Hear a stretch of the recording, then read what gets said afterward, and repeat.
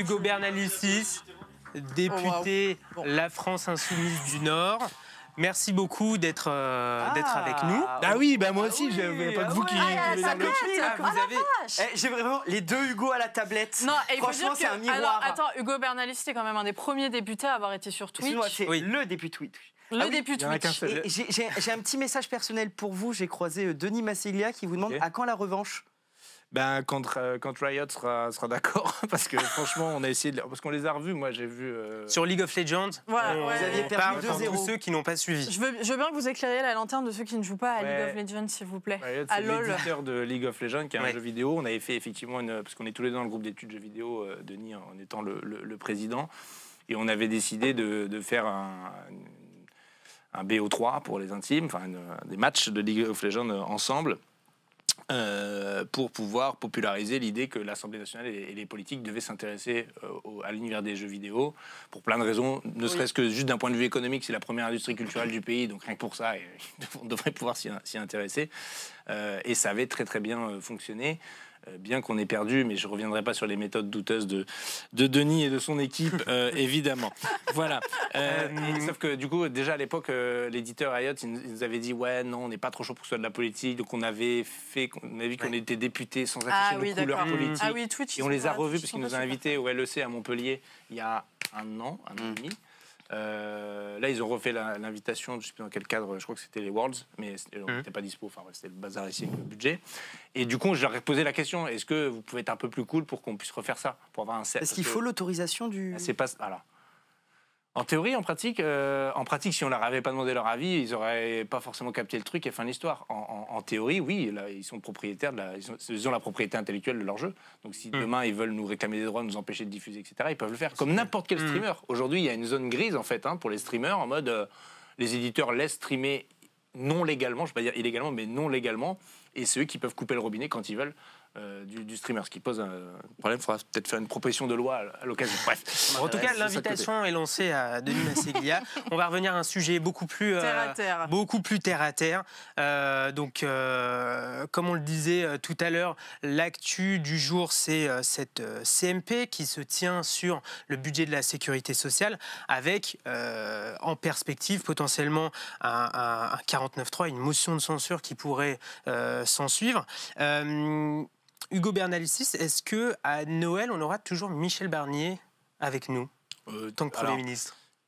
J'ai envie de dire non, mais on verra bien. La probabilité est très forte que non, et moi je vais passer un très bon Noël sans Michel Barnier. Hein. Vraiment, ça va être très très bien. D'ailleurs, il n'y aurait jamais dû y avoir de Michel Barnier. Enfin, je voudrais pas qu'on oublie les épisodes précédents, notamment l'épisode du 7 juillet, qui est la victoire du nouveau Front populaire qui gagne les élections avec la principale majorité relative. Certes relative, mais la principale majorité relative. Et on aurait dû être appelé au gouvernement les premiers. Et il y a ce point de départ qui est problématique. Et puis derrière, tout le reste déroule. Finalement, tout le monde va finir par constater qu'effectivement, ce gouvernement n'est pas légitime, ne repose pas sur une majorité politique, pas stable par ailleurs. Je faisais la blague en disant c'est pas le socle commun, c'est le socle comme 4. Voilà, mais ça se voit jour après jour. Lors du de la précédente législature, c'était bien Ensemble pour la République qui était arrivé en tête. Et pourtant, pendant les prises de parole, vous répétiez qu'il n'était la minorité, papa. Finalement, est-ce qu'il n'y a pas une forme pas de dichotomie, mais d'illogisme? C'est juste qu'en fait, c'était vrai aussi dans la précédente législature. C'est-à-dire qu'il n'avait pas de majorité absolue, mais il se comportait comme s'il l'avait. C'est pas le problème de ne pas en avoir. Je veux dire, il n'y en a pas. Il respecte le résultat des élections. Et du coup, ils composent avec les autres groupes. Je veux bien, mais c'est pas ce qu'ils ont fait. C'est ce qu'ils ont dit qu'ils allaient faire. Des nouvelles pratiques démocratiques, les semaines transpartisanes de l'Assemblée. Sauf que les semaines transpartisanes de l'Assemblée 2022-2024, c'était quoi? C'était les textes avec lesquels les macronistes étaient d'accord parmi les oppositions. Point.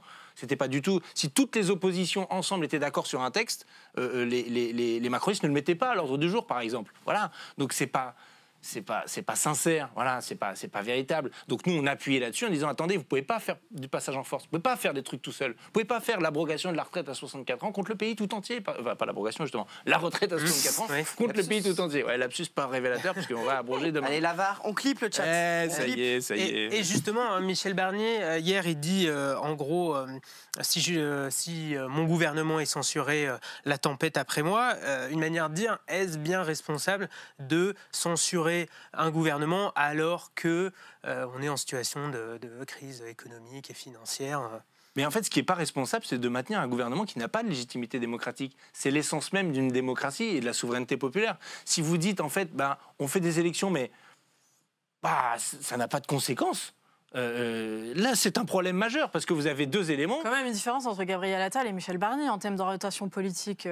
En termes d'âge, oui, mais orientation politique, bof. Hein. Un petit peu, hein. En tout cas, bof. ce qui est sûr, c'est Mais dites-moi quoi. Ce qui est sûr, c'est ce qu'on appelle le socle commun. Non, mais plus attendez, de c'est intéressant. Mais vous avez un macroniste, vous avez un républicain assumé. Enfin, c'est deux visions de la politique qui sont assez différentes sur le papier, en tout cas. Non, je suis désolé, c'est le même programme.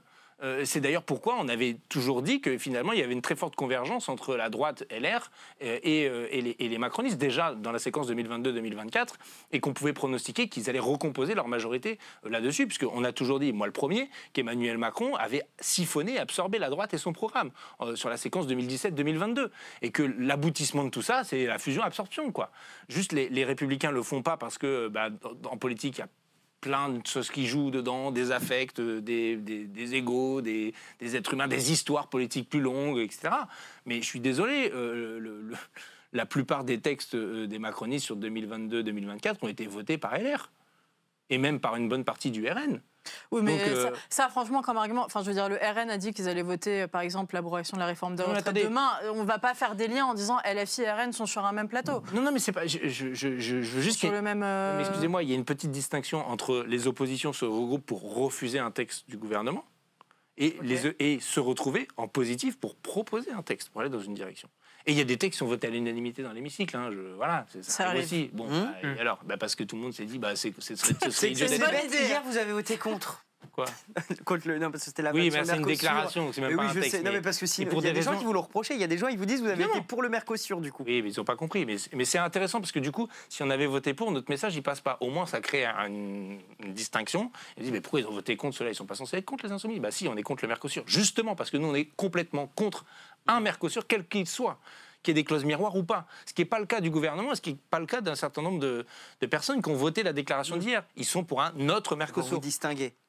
C'est pour réaffirmer notre ligne politique, effectivement, parce qu'il y a une distinction à avoir. Nous sommes opposés aux accords de libre-échange, quels qu'ils soient, clause miroir ou pas. C'est pas la même chose, et c'est vraiment pas la même notion politique.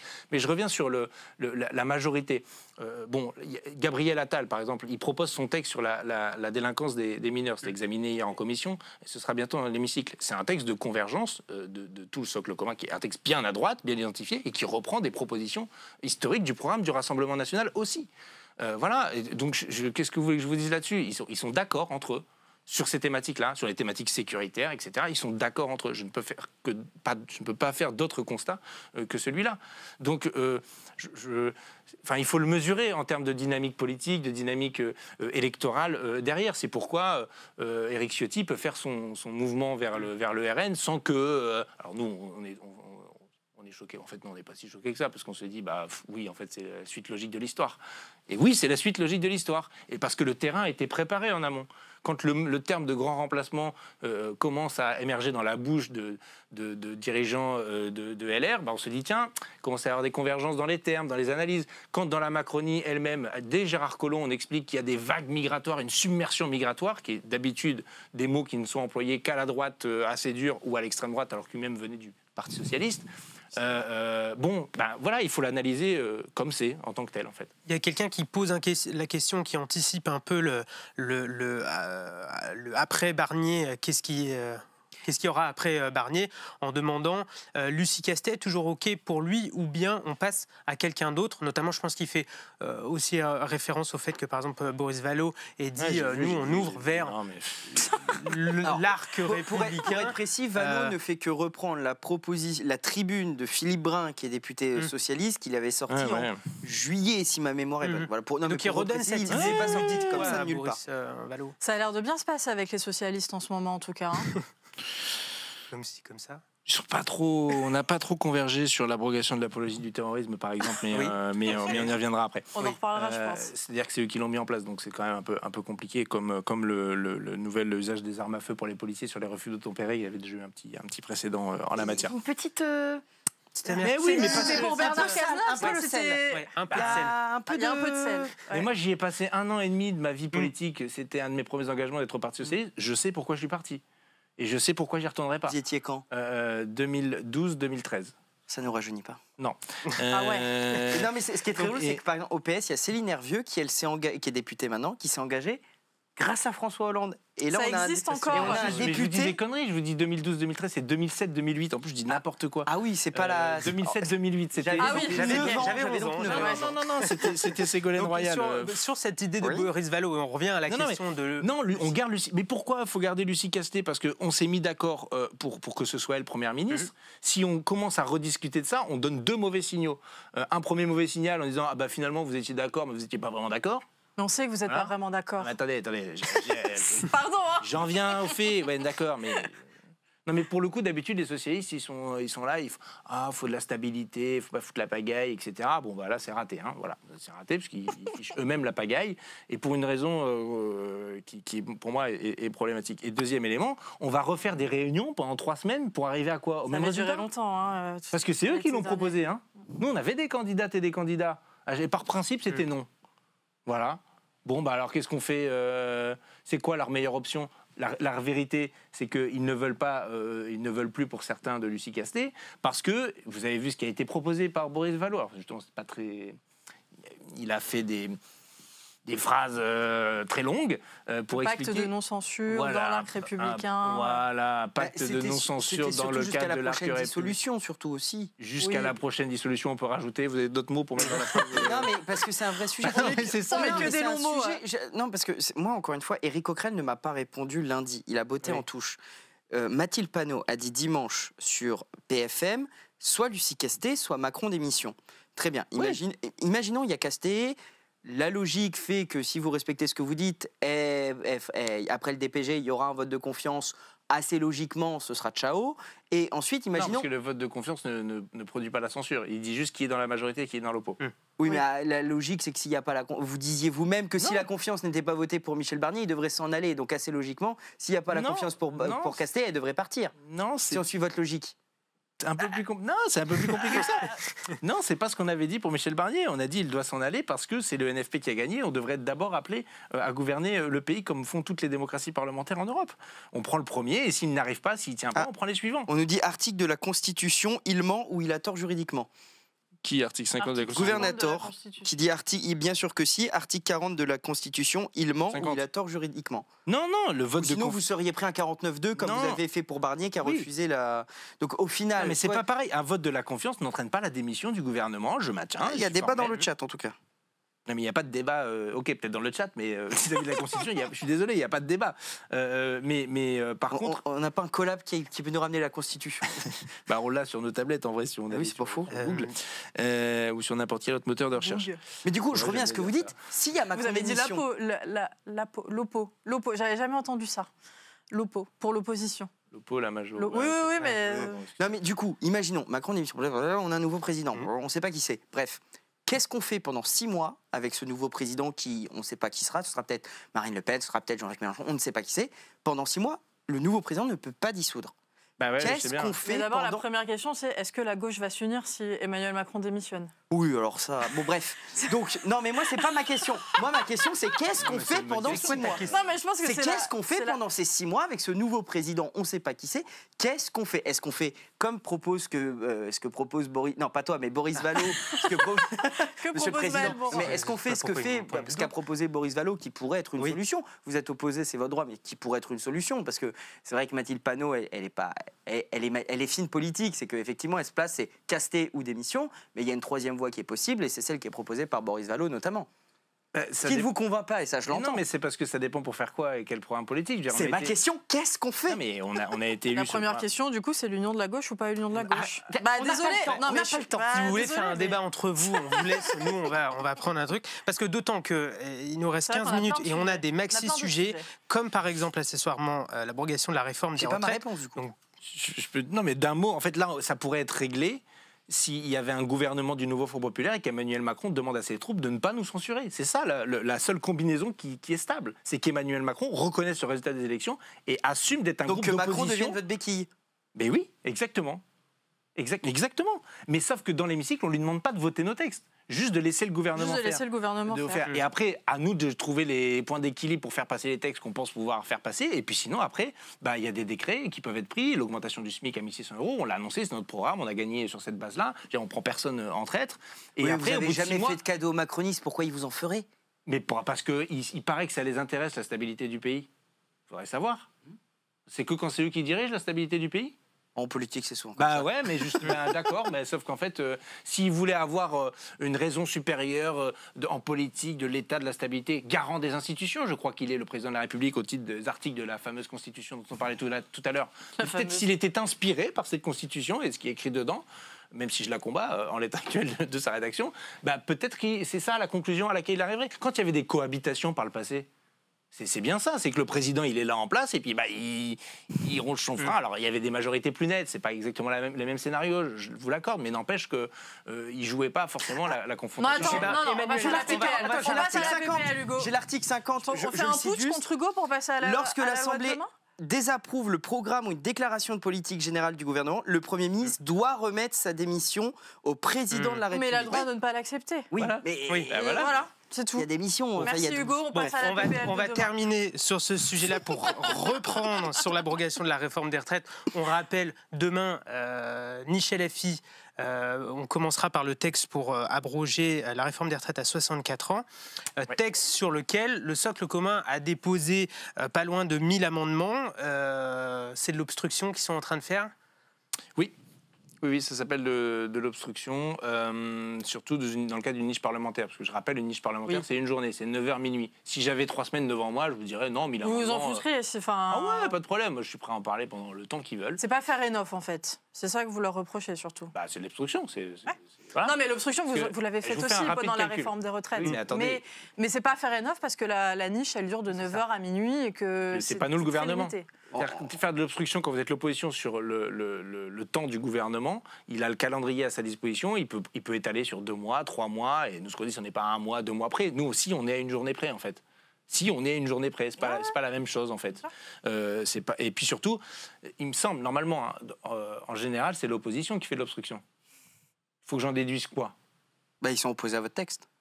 Ils sont l'opposition. Ils sont dans l'opposition. Nous sommes la majorité. Et pourtant, nous ne sommes pas au gouvernement. Voilà, je vous laisse avec ça. Vous allez avoir la majorité, a priori, sur cette PPL demain.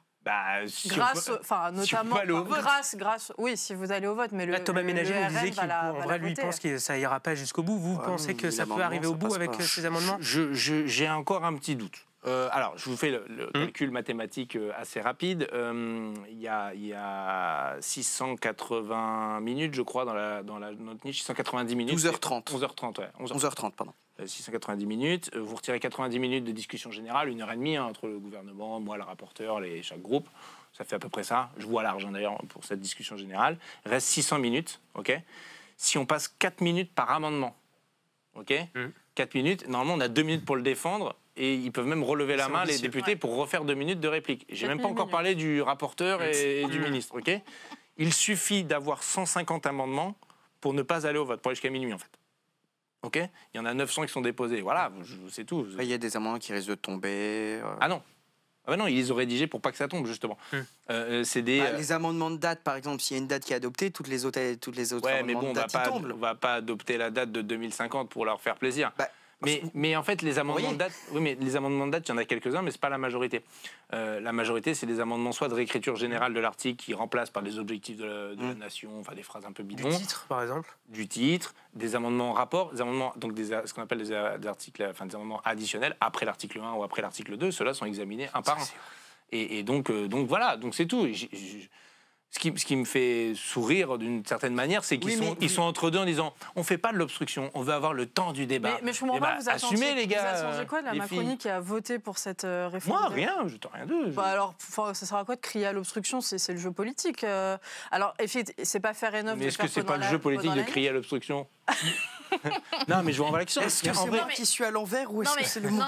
Je veux dire, c'est une loi qu'ils ont portée dans les difficultés, etc. On va pas s'attendre à ce qu'ils n'essayent pas d'aller jusqu'au bout. Alors, deuxième différence avec quand nous on a fait de l'obstruction, que ce soit 2019 ou 2023, il y avait une majorité de Françaises et de Français opposés au texte. Il n'y avait pas que nous.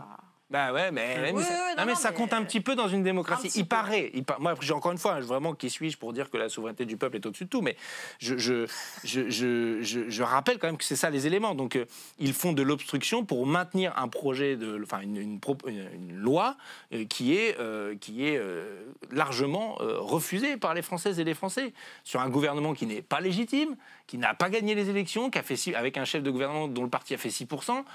Qu'est-ce que c'est que ce délire? Vu de l'étranger, on passe pour des dingos, hein, pas pour des démocrates, juste pour des dingos. Les US, ils nous ont battus quand même. Ouais, non. Un petit peu. Oui, il n'y a pas eu de tentative de coup d'État en France, quoi.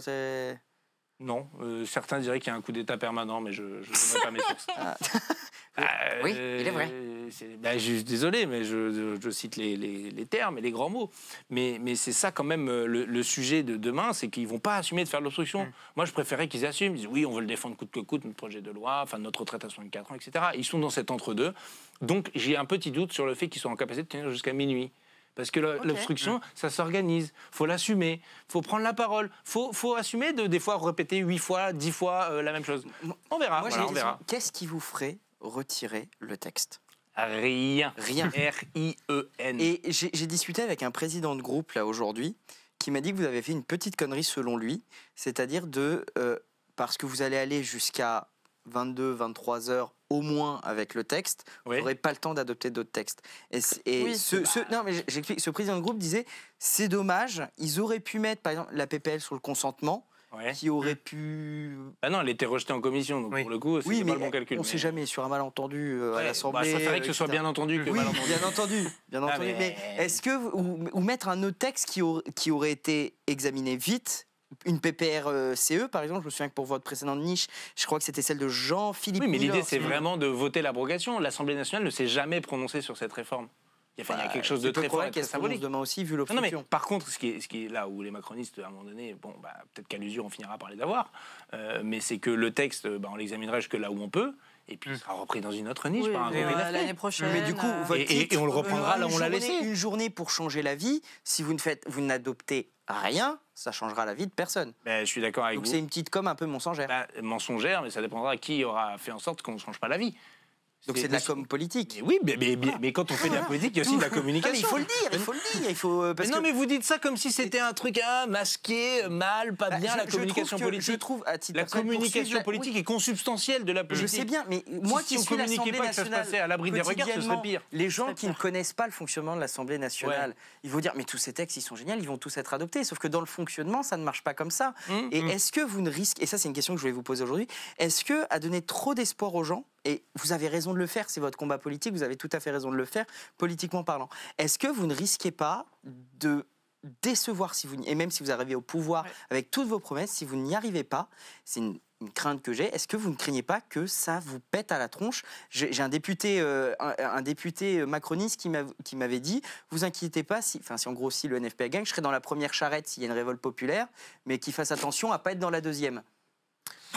Non mais c'est en mode voilà, est-ce que ça risque pas de vous retomber dessus quoi. Il y a un dernier sujet. On avait posé cette question à Philippe Brun qui nous avait dit c'est important pour nous politiques de cranter les victoires. Oui, il y en a. Mais regardez, on a fait inscrire la constitutionnalisation du droit à l'interruption volontaire de grossesse. Enfin, ça va, on n'est pas complètement... Notre précédente niche, on a fait voter un texte pour l'accueil dans les services publics par des personnes physiques, par des êtres humains, et non pas par des procédures dématérialisées. Le Sénat refuse de le reprendre. Qu'est-ce qu'on fait? On continue de faire une campagne d'interpellation des sénateurs, notamment de gauche, s'il vous plaît, pour qu'ils inscrivent ça à l'ordre du jour côté Sénat. La vie politique est une bataille, est une lutte permanente, et notre job, c'est aussi de faire de l'éducation populaire à chaque étape. Pourquoi ça n'a pas marché? Regardez, la prochaine fois, mettez plus de bulletins de vote du NFP, vous verrez, ce sera plus simple. Et rendez-vous demain, du coup, pour savoir sur cette fameuse niche et l'abrogation de la réforme des retraites à 64 ans, puisqu'il nous reste 4 minutes pour aborder un sujet... L'apologie. Voilà. Donc, parce que les gens nous demandent des clarifications. Oui. Donc, l'idée, c'est que vous êtes rapporteur d'une proposition de loi visant à abroger le délit d'apologie du terrorisme, pas du tout rapporteur. Justement, je vous arrête là. Pénal. Sur BFM, ils ont dit que c'était dans notre niche demain. Mais non, justement. Non, mais les gens disent. Les gens disent sur BFM, ils sont je sais, sur LCP, c'est trois lettres, mais pas la même.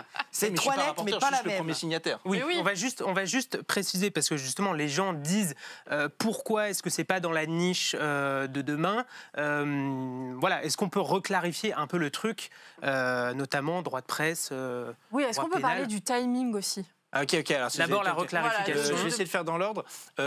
Cette proposition de loi, en fait, elle a été déposée il y a un peu plus de 3 semaines, mais il y a des vagues de publications sur le site de l'Assemblée nationale avec la commission de recevabilité, donc on n'a pas décidé que ce soit publié ce jour-là.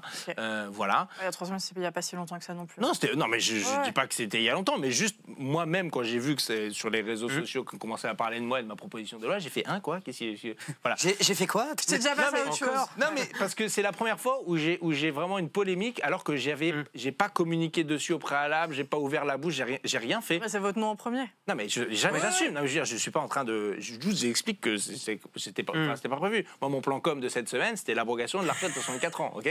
Alors peut-être que certains se sont dit que c'était bien d'essayer de faire monter un autre sujet, parce que je suis le rapporteur sur la retraite de 64 ans. Oui. Allez, je mets ça de côté. Mais et cette proposition de loi, on aurait pu la déposer il y a 1 an, il y a 1 an et demi, il y a 2 ans, parce que le sujet, il n'est pas nouveau. Le sujet, il date de 2014, voire même dès 2015, il commence à y avoir des protestations sur la mise en œuvre du délit d'apologie du terrorisme quand il a été mis dans le code pénal, avec des affaires très problématiques de gens poursuivis parce qu'en fait, on les suspectait d'être musulmans, point. Voilà. Et que ça pouvait avoir des liens avec le terrorisme, et donc, voilà. Avec des trucs où c'est quelqu'un qui a affiché un signe musulman à sa fenêtre, et ça fait... Enfin, vraiment, hein, Bon, Jacques Toubon, dès 2017, c'est en 2017 où il explique qu'il y a un problème avec le délit d'apologie du terrorisme dans le code pénal. Bon. Qui était défenseur des droits encore à l'époque. Qui était le défenseur des droits, effectivement, à l'époque. Plus récemment, le rapporteur spécial de l'ONU sur les droits de l'homme qui conteste, qui dit qu'il y a une instrumentalisation de ce délit. Jean-Paul Delescaux, le secrétaire de la CGT du Nord, qui a été condamné. Voilà. Je ne suis pas sûr que ceux qui avaient mis l'apologie du terrorisme dans le code pénal l'avaient fait pour intention de condamner des dirigeants syndicaux. On me parle que ce serait une offense aux victimes du terrorisme, mais les victimes du terrorisme, je ne suis pas sûr qu'elles aient demandé non plus à ce que le secrétaire de la CGT du Nord soit condamné. Je ne suis pas sûr que ce soit le lien à faire. Mais donc, il y a un sujet de fond et il y a un problème de fond. Parce qu'avant, c'était dans la loi de 81 qui est plus protectrice des libertés. Mais je ne vais pas esquiver votre sujet. Il y a un problème avec l'apologie du terrorisme, y compris dans la loi de 81. Juste la loi de 81 est moins répressive, donc c'est pas la même ampleur. C'est pas la même. En fait, on peut pas venir vous chercher à 6h du matin quand vous êtes en train de dormir en slip dans votre lit. Ça a été le cas pour le secrétaire départemental de la CGT du Nord, pour un communiqué de presse. Alors que si on l'avait convoqué au commissariat, il serait venu habillé, voilà, et pas en slip. Bon. Non, mais je vous le dis, je le dis comme ça parce que ça fait réagir. Mais ce que vous reprochez à la loi de 2014, c'est qu'elle serait utilisée à des fins politiques, par exemple. Elle peut aussi être utilisée à des fins politiques, parce qu'en fait. Mais est-ce qu'il n'y a pas eu assez de pédagogie sur votre proposition de loi, justement, qui fait que les gens ne comprennent pas et qu'eux, ils lisent juste abrogation du délit d'apologie du terrorisme. Il y a eu des députés insoumis aussi, d'ailleurs. Attendez, c'est là où je reviens sur le point de départ. Je n'ai pas communiqué sur ma proposition de loi. Est-ce qu'il fallait pas le faire au moment où Non, mais on ne peut pas me reprocher de ne pas avoir expliqué la proposition de loi que je n'avais pas moi-même, sur laquelle je n'ai pas moi-même communiqué. Et effectivement, tout ça est parti du magazine Frontières, magazine d'extrême droite, les amis de M. Ménager. Ancien livre noir. Ancien livre noir. Voilà, vous avez vu de M. Ménager, qui a repris par CNews et Printemps républicain, et c'est le même circuit. Et donc, la polémique est lancée sur les termes de l'extrême droite, avec la grille d'analyse de l'extrême droite. Et à partir de là, vous dites, mais ils sont fous, ces insoumis. Ça veut dire qu'en plus... Alors, cerise sur le gâteau, la boucle est bouclée. Je faisais un live Twitch il y a 2 jours pour expliquer dans le détail pendant 2 heures. Donc, si vous voulez plus de détails, allez voir mon live Twitch avec des invités. Et bon, il y a un son de gauche pendant au moins 20 minutes, donc je suis désolé. Mais, comme hier soir. Ouais, mais bon, on fait ce qu'on peut. Et donc, du coup, à la fin, moi, je fais une blague lors de ce live Twitch en disant, mais attendez, vu comme ils sont là, ils vont me dire que je fais de l'apologie du terrorisme en voulant supprimer l'apologie du terrorisme du code pénal pour le remettre dans la loi de 80. C'est ce que tout le monde a dit en face dans... Ouais, ce qu'on appelle une caricature, un amalgame, un raccourci, ce que vous voulez. Et moi, je trouvais ça sur les mots. Et là, qu'est-ce qui se passe? Christian Estrosi, qui annonce déposer plainte contre moi et Éric Coquerel pour apologie du terrorisme. Alors là, franchement, j'ai dit merci, monsieur Estrosi. En une seule déclaration, il explique quel est le problème. l'instrumentalisation politique de ce genre de délit. Voilà, il en a fait la démonstration la plus éclatante et la plus simple à comprendre pour tout le monde. Et juste pour terminer, parce que je vois quelqu'un qui pose la question, enfin qui réagit en disant « Encore de la com », Coquerel a dit que ça ne sera pas déposé avant longtemps.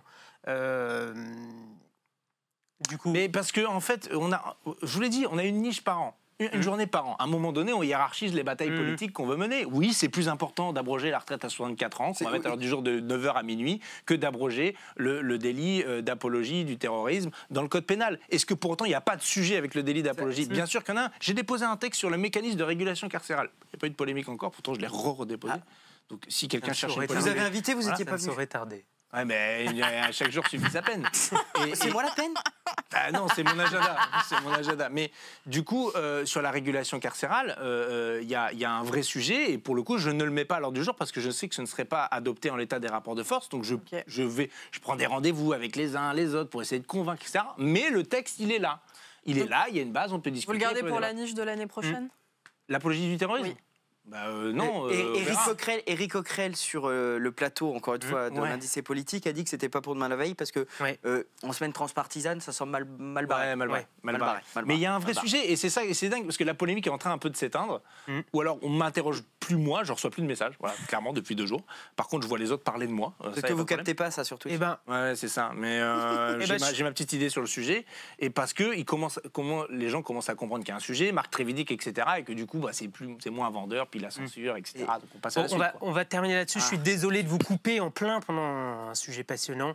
Merci beaucoup, en tout cas, Hugo Bernalicis, d'être venu. Le rendez-vous, il est donné demain pour suivre cette niche LFI et avoir le fin mot sur la question. C'est la question dans le chat. On demande est-ce que la niche sera retransmise sur la chaîne d'Antoine Léaumont sur une autre chaîne. Chez moi, de 8h à minuit, avec une quinzaine de députés. Toujours terminé sur une pub. Évidemment. Merci beaucoup, Hugo Bernalicis. Merci, Sacha. Merci, Hugo. On vous donne rendez-vous dans la semaine prochaine, selon l'agenda parlementaire, dans Légistream. Merci tout le monde et à bientôt. Ciao tout le monde. Non, je crois que